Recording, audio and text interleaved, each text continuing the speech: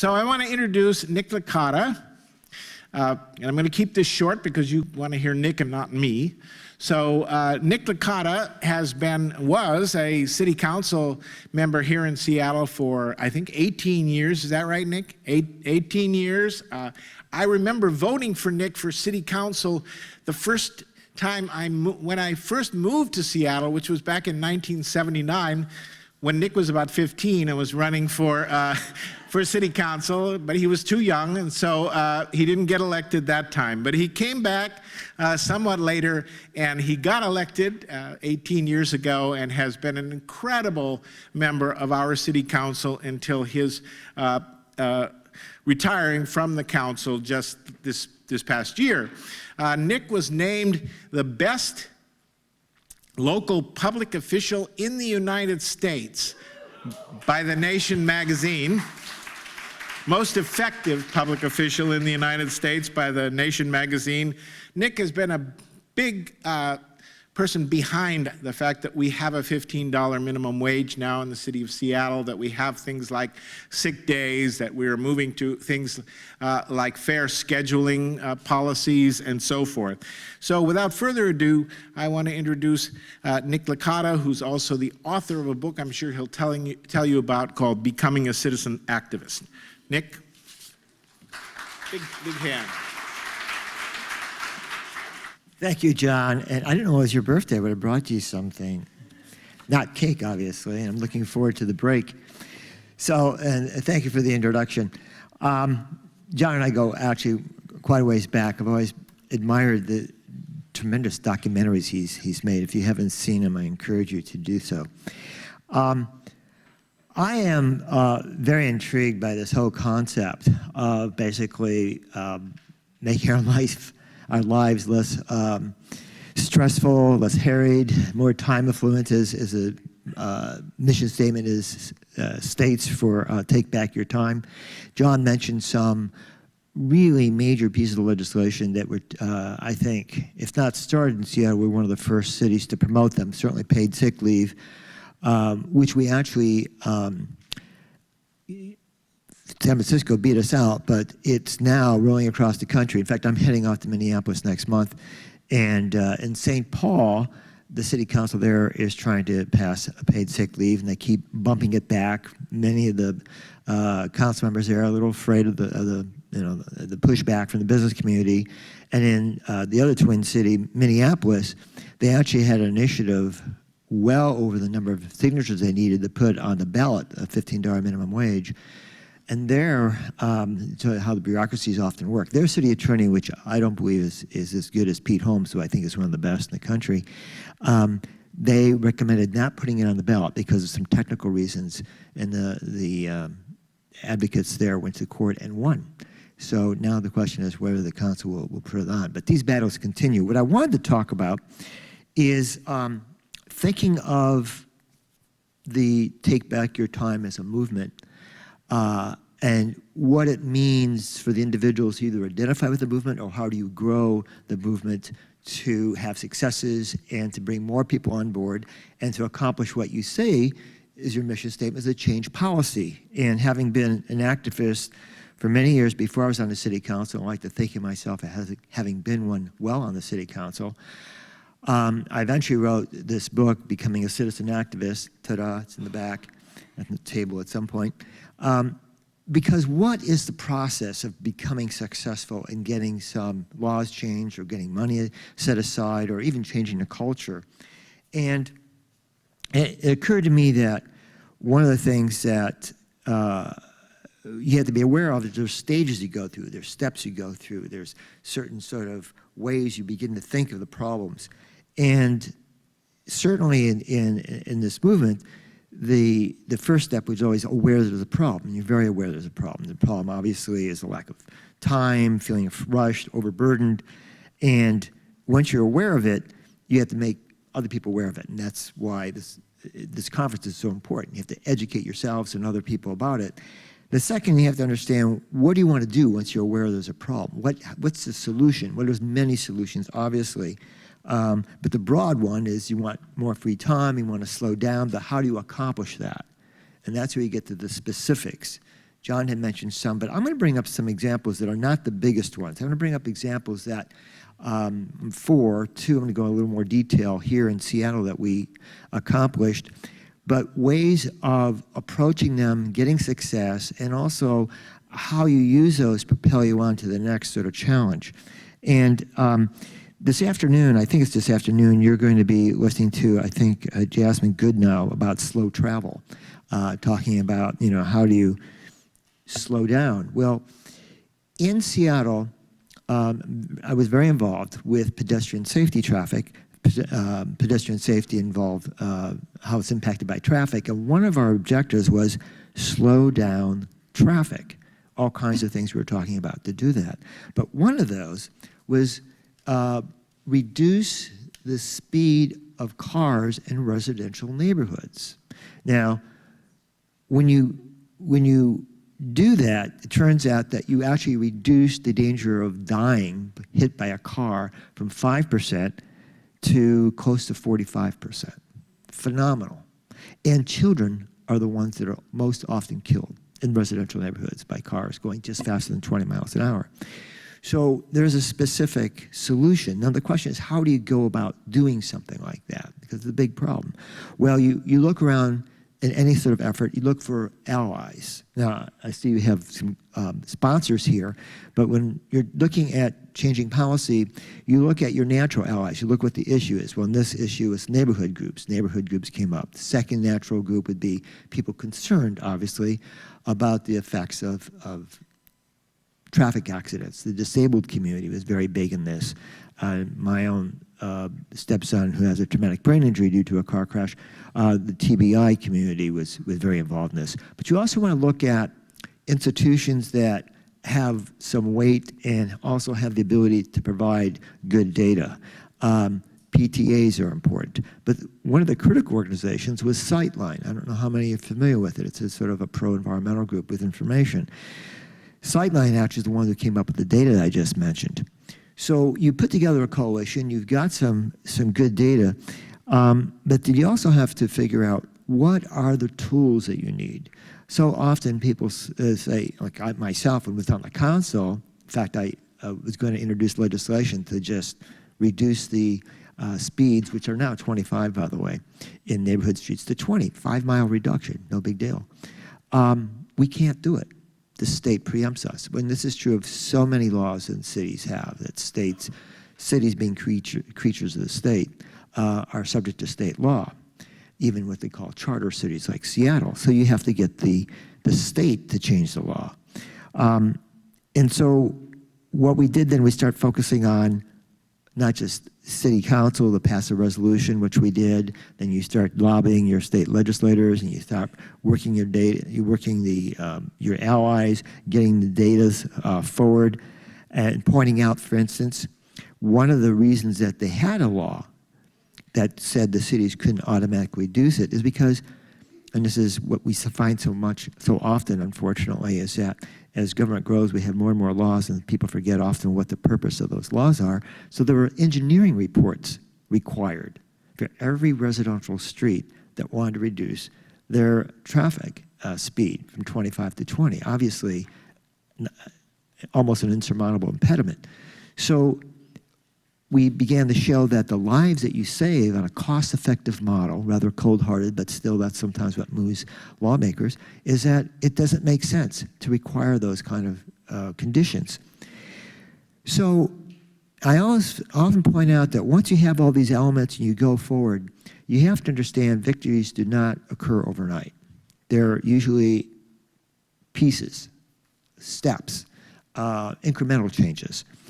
And the two biggest examples I use in Washington State is the legalization of gay marriage and legalization of recreational marijuana. Both of those took 4 decades, very small steps along the way. And yet, in 2012, Washington State became, if not the first or second state to do both in this country. But it was due to people continuing to take effort to move forward. Now, we're much more successful on the slower speed element here. It actually only took 3 years to accomplish that, and it was almost by chance that we even succeeded at that. there was a neighborhood street safe streets bill that eventually was passed, and was passed, interestingly enough, in the two sessions that preceded the session that they passed it, unanimously in the House. But the Senate continued to stall it. You end up with, as I say, gridlock, party politics, who wanted to get credit. It's not a partisan issue. It's an issue that you would think would be common sense, everyone would agree to. And we owe it in some ways to a Democrat from Spokane, a Senator Andy Billing, who had to, because it didn't get to the committees, it was stalled to basically one of the last days of the session. And there's a thing called a special order of business that a member can bring up on the floor if they get majority votes. And he was able to do that, and it passed. So now it allowed the cities to do that. Oregon, by the way, did the same thing in Portland, is beating us to the punch on doing something. So 2015, the city, mayor and council working together, formed a pilot program. Often this is what happens. People don't want to change laws immediately, something that may seem so dramatic. So they run a pilot in a certain number of neighborhoods. I think it was 5 to 10 areas of the city they were going to do this in. And I think they've continued to move forward. I haven't tracked it this year, but usually what you do a pilot, you do some studies and you check on it and you move forward. We did the same thing with paid sick leave, actually. There were complaints that if we did paid sick leave, most of the restaurant industry would suffer and that we'd all move out to the suburbs.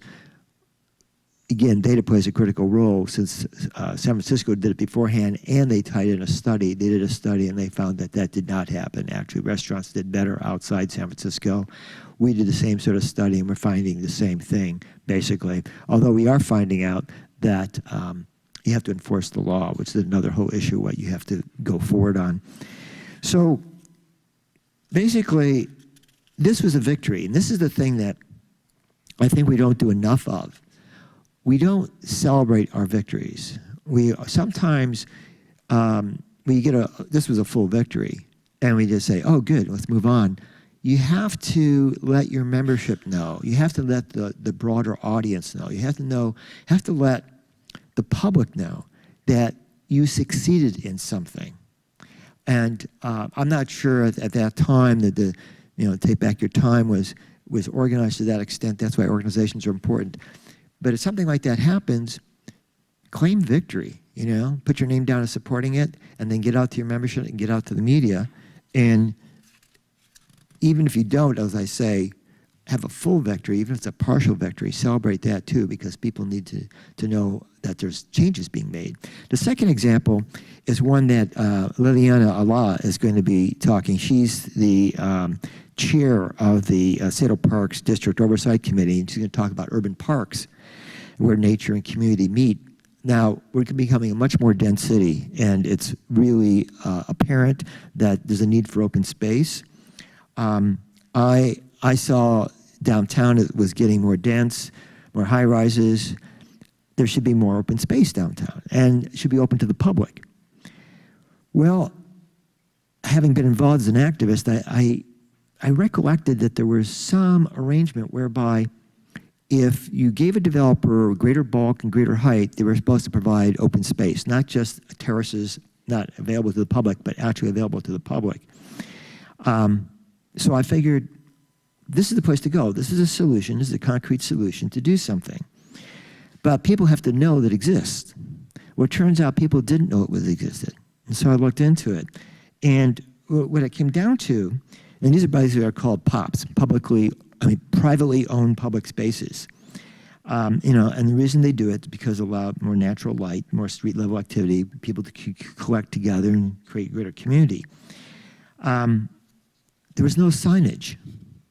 These people created these open spaces.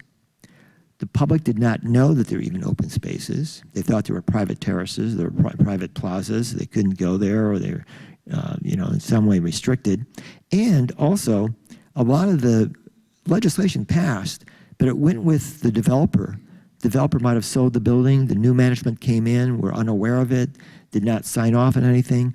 You continually have to remain diligent. So it's not just having good data and arguing. You have to be diligent and making sure that the public knows about something. So the question is then, what strategy do you use to start moving forward on it?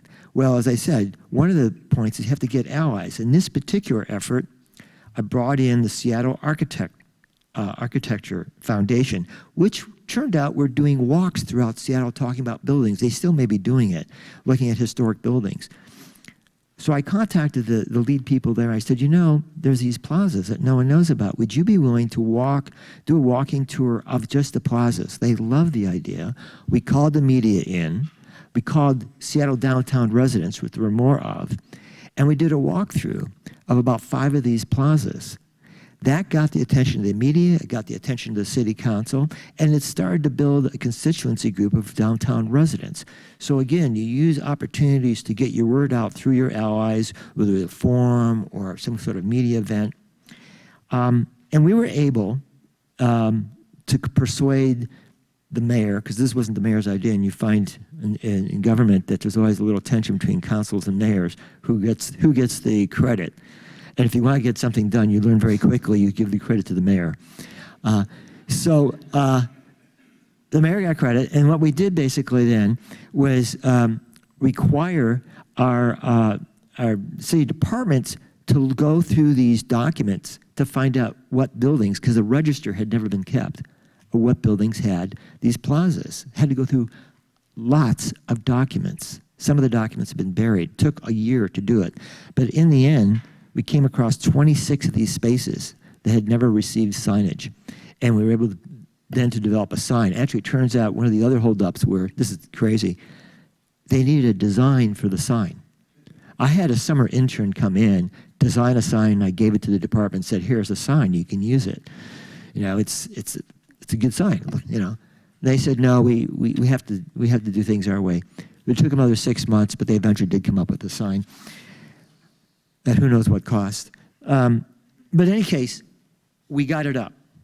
Now, one of the things we didn't do, and we could have done, and that I make you aware of, is look at issues that are out there right now that deal with what your agenda is. And make the electeds, whether council members or legislators, aware. And you have a lot of different, I looked at the whole list of panels you have. Look at where there's some progress being made on some of those and see where you can then claim a victory. And take credit for being part of that. Because this way you instill some faith in the organization, instill some belief that this is a good organization. They were involved in this struggle. What else are they doing?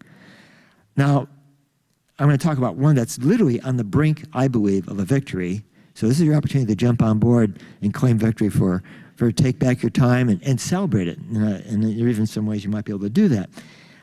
Secure scheduling law. Some of you may be aware of it. That's receiving a lot of attention. In fact, Lonnie Golden is going to be talking about overtime and flexibility in one of your panels. So this is something that I don't even know if Lonnie's a male or a female, but Lonnie would probably be talking about. So the idea of this law is to reduce chaos in the lives of workers who basically, and I was a restaurant worker for a long time, you don't know if you're necessarily going to be working or not when you show up and say, well, it turns out it's light today, we don't need you. Or we're going to send you home early, but come back in the evening. It makes your life very disruptive, obviously difficult to take care of children, as well as creating stress and not being able to count on even holding a second job, very strong economic impacts. So the council has been pushing this, and the mayor's been on board. There's been opposition. There was a public hearing. And of course, the employees were telling what the problems what they were facing. The employers, many of the big franchise retail stores, argued against it. Nothing is ever solid or sold, basically, until you get the 5 votes and the mayor on board to avoid a veto. So when I say it looks like it's going to pass, you have to be aware of 2 things. You have the mayor and you have more than 5 council members, so you think, okay, slam dunk. Be aware of amendments. So you always have to have an ally in government who's tracking it with you to make sure that at the last minute there aren't what I would call killer amendments that are going to basically either severely limit or in some way sink it. The other thing you have to be aware of too, sometimes you need time to build your alliances, but like so much in life, timing is important. You don't want to support additional studies that would essentially delay and kill it. That's what almost happened with paid sick leave. Paid sick leave, we were able to pass in less than 9 months here in Seattle, which was phenomenal. One of the reasons we did it because it was during the election time, so timing was important. We wanted to make sure that this was a critical issue and that one of the allies we had were unions. Unions endorsed candidates. We said, the unions will not endorse you unless you support paid sick leave. That there was a #1 issue. Keep that in mind. If there's something down the road that you really strongly believe in, think about it when the elections are, think about who the strongest allies are, thinking about the process of endorsements. Get groups that support you to say this is their #1 issue. They won't do an endorsement unless they have that. One of the things we ran into with paid sick leave is one of the council members, a good guy who wanted to support it, but wanted more information and wanted to basically put it on hold for 6 months, which basically would have passed the November election, would have pushed into next year, and next year other things would have come up. It probably wouldn't have killed it, although I would say it was a 50-50 chance. It probably would have died. It's hard to say, hard to keep momentum up. We had to show that we were willing to listen, so I called some what we call roundtable committees, of bringing both employers and employees together. Don't be afraid to do that, but always keep in mind what your goal is and what your timing is. And we basically said, if everybody agrees, we'll extend it. Knowing that there was divisions beforehand, we knew they would not all agree, and then we went ahead and had the vote. And honestly, I don't know if we had the 5 votes until the day of the actual vote because people were still squeamish. So you want to get allies. Again, you want to make sure you have data. In the case of the scheduled secure scheduling, San Francisco had something passed in 2014. They've got data. You can use that from them. Regarding allies, you want to look at the groups that are most organized, unions, things of that sort, but also health issues. That's very important. We bring on board, if you can, the Seattle King County Health Board, see if they can get a resolution passed saying what the impact might be. You look at the various commissions. Seattle has 40 commissions. I know sometimes every mayor I've worked with, and I've worked with 4 of them, talks about, well, we need to trim down the commissions. They take up too much staff time, which generally amounts to about 3 staff. And I always argue, along with the commissions, we need them. They are the portals to government for citizens. And so look at the commissions that are out there that would support your legislation. I would suggest keeping track. There's supposed to be a vote mid-September on this issue. If you can, I don't know again how well organized this group is, put out a press release that you support it. I think all the public testimony is over, but make sure the council members receive something that they know that you're there.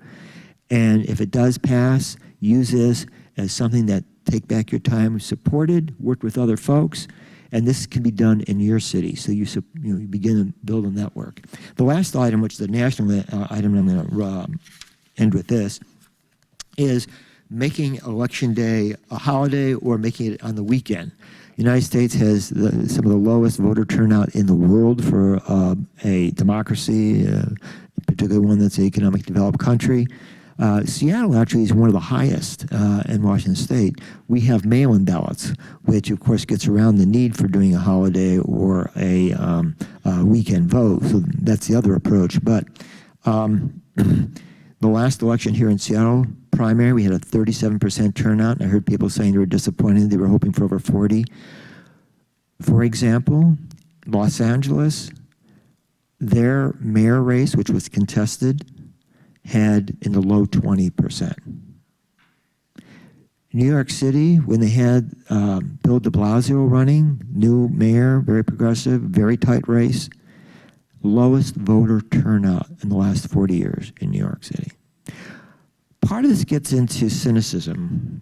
You know, cynicism is, I think, our biggest enemy here making progress, because there will always be opposition, and there will always be money opposed to policies that really, I think, help the majority of people, but do not necessarily help the majority of profit-making organizations. So there's going to be an imbalance in the money spent, and probably an imbalance in campaign money and media. But what you do need to countervail that is still a democracy, is getting people out to vote. and that is critical. So whether it's a mail-in ballot or using election day on the weekends, the trick to basically winning is have the majority out there voting, and having them to vote, you have to educate them, you have to make them believe they can win by celebrating victories, and by educating folks, by making them aware that to be what I would call a citizen activist, you don't have to be a superhero, you don't have to have special powers, you don't have to dedicate your life to basically waking up every morning and figuring what protest line you're going to be marching on, or how you have to basically be testifying every week. But it's knowing that you have the power to influence others and to vote a certain way. Your own vote is important. That's the first place to begin. But you also have various tools available, and there's various ways to go about it. Use data, work with allies, figure out how to get the word out, and then celebrate whatever victory you have. And if you do that, you meet the major objective of basically believing you can make change, because you will have made change, and you will be able to make change in the future. And that is what being a citizen activist is all about. Thank you.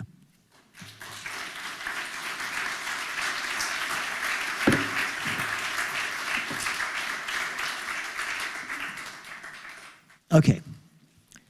They may be solidly in support of the Navy because they know a lot of people vote, okay, who are connected to the Navy. So I wouldn't take the approach of we want them to criticize the Navy. I would take the approach of you need to talk to them and figure out, first of all, you're not going to find them all on the same page on every issue. There will be divisions. It's just human nature. So your goal, I think, would be to get something, and you have to decide what. That's important, but not that critical, not the biggest thing. To show that you can get some movement adjusting the Navy's power, okay? And so it's almost like it doesn't matter what the issue is, you just want to get a victory to show that you can beat the Navy. I mean, that's basically the goal, okay? And rather than you coming up with that, you need to figure out where the weak points are, the points of influence in the county on something. It may be as simple as, quite honestly, having the lower speed limit around the naval base, or it may be something as far as getting them to allow some open space there, or whatever. I mean, saying there could be something where you might be able to open it up. And then if you find some council members who are open to that adjustment, maybe not be the majority, and you want to always frame it as we're not anti-Navy, because they're very concerned about that. So pro-Navy, but we'll make sure that the Navy's loved even more by adjusting their policies by doing this. And then you look for allies to also move forward. So that's one suggestion.